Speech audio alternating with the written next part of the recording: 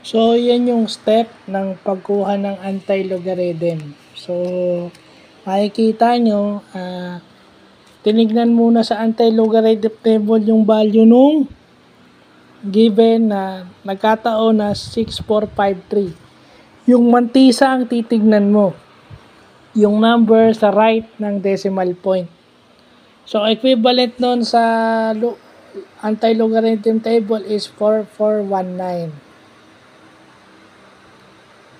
So, mag-add ka lang ng 1 doon sa characteristic. So, 2 plus 1 is 3, di ba?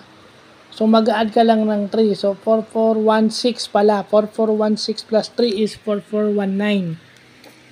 Diba? Yung value niya is 4416. Mag-add ka ng 3, di 4419.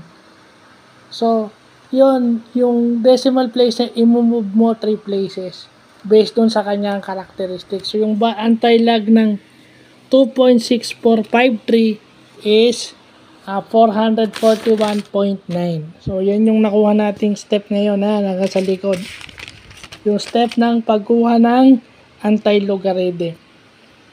So, yung meron tayong ginawa example, siguro susunod pero hindi ko na iba-vlog. But yun muna tayo ngayon.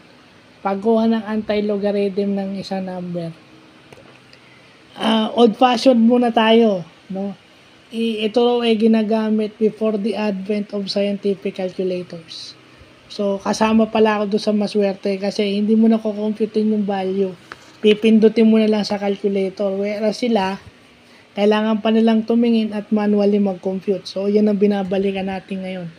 Para at least, kung wala tayong, hindi naman parati nating dala yung scientific calculator natin, alam natin yung manual. So, yun lang po.